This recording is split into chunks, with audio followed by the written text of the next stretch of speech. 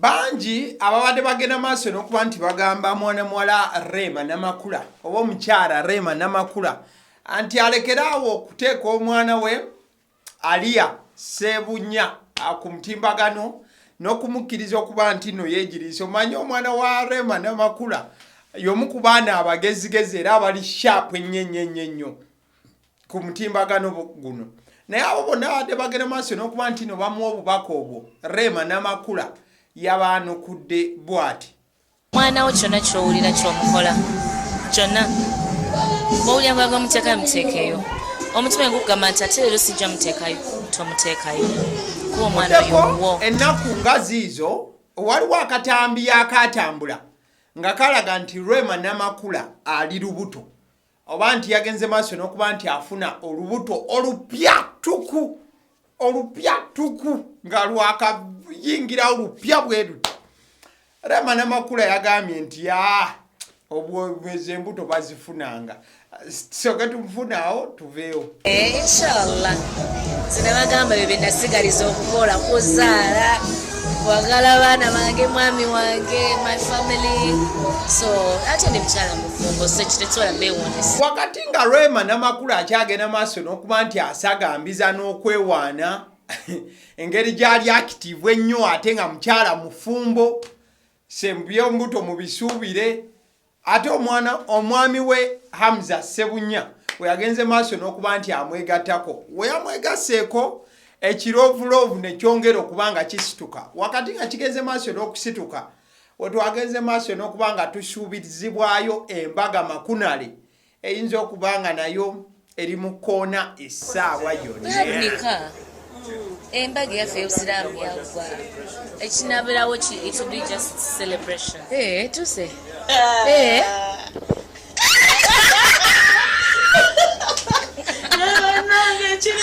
Dr. Hamza Sebunya bwe yabuuziddwa ku by'okufunisa Rema Namakula olubuto anti oba tusuubireyo ka bebi akapya oba ka bebi akagenda ozaalibwa essaawa yonna agambye obwo buntu butono tubukolanga olukula ludda mu maaso teruyinza kulanga ludda muntu era mujja kululaba.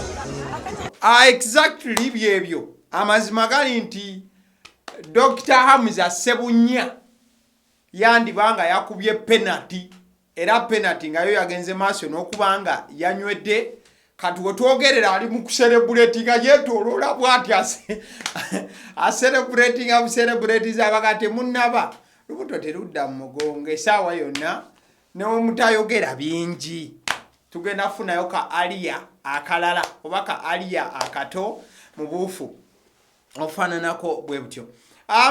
Bw'obanga otunulira obanga otera okuba nga ogoberera kapa eno y'abagala n'abano Rema Namakula ne Hamza Sebunya emabegako awo abaana badde bagenda maaso n'okuba nga kati bagikolako comparison n'eya Eddie Kenzo ne Nyamutooro engeri gye kiri nti luli Rema abadde space agyeyagaliramu yekka ne Hamza nga be baliwo ebifaananyi buli kaseera buli kamu naye bunaye gye buvuddeko ne Eddie Kenzo yagenda maaso n'okuba nti Mukama amuwa ekisa n'amugonnomolako minisita mulamba kati essaawa zino buli wolaba Rema ne Hamza ate ogenda olaba wayitayo dakika bbiri ng'olaba ku Nyamutooro ne Eddie Kenzo.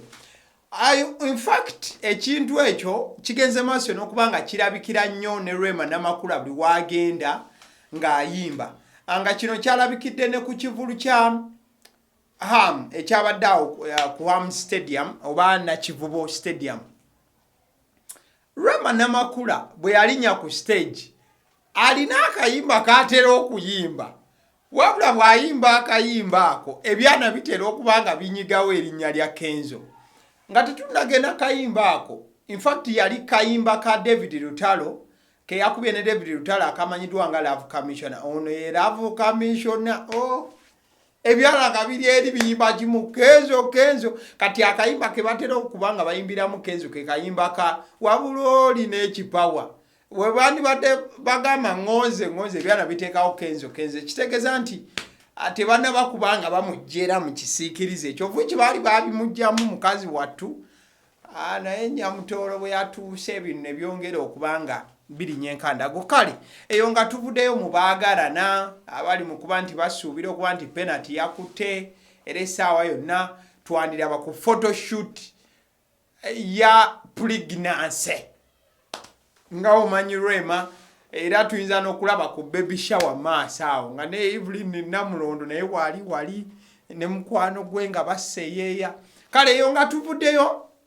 By the way, omukyala Juliana Kanyomozi yagenze maaso n'okuba nga atikkirwa saidi yawe wa Mariam Ndagire. Kyabadde kijjubi, it was really massive. By the way, bwe yakuta omuzindaalo yasoose kuba nti atuwa kapera ne batikkirwa banne, soke tukafuneko eddakiika 2 then tugende maaso.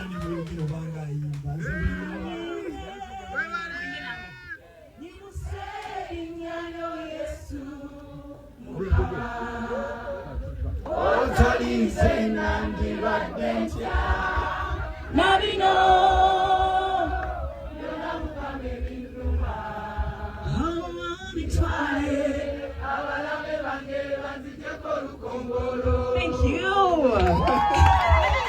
Exactly, akapera nga kawedde.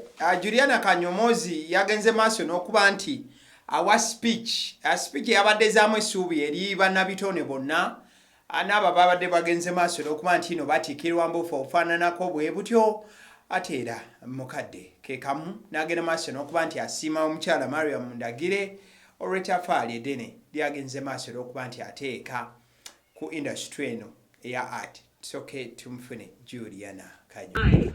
Ogenda okutunula n'olaba nga wakola ebintu bingi over so many years, and it feels like it all happened in a blink of an eye, you know. But thank you so much. Most importantly, congratulations to you guys. Congratulations.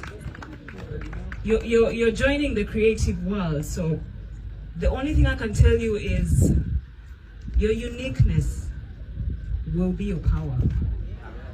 Don't be afraid of your uniqueness. Your uniqueness is your strength. Number 2, be professional. Whatever you do, be professional. Keep your end of the bargain. Whatever you agree to do for someone, do it and do it well. Exactly, byonno byabadde bigambo by'omukyala Juliana Kanyomozi ng'agenda maaso n'okuba nti yawa obubaka oluvannyuma lw'okugenda maaso n'okuba nti yatikkirwa. Omukyala Mariam Ndagire alina essomero lye. Essomero eryo ligenda maaso n'okuba nti nno alisomesa nnyo bannabitone n'okubateekateeka mu nteekateeka esaanidde. Kubamu ku balala abagenze maaso n'okusiimibwa era n'okuweebwa okutikkirwa mbufu obwo mwe mwabadde ne Dr. Bosa. Dr. Bosa oba omumanyi bulungi oli owa OMG wa The Ebonies, omukulu oyo naye yagenze maaso n'okuba nti asiimibwa anesse kusiimibwa yenna era yaweereddwa empapula ezimusiima mukadde ke kamu n'okutikkirwa.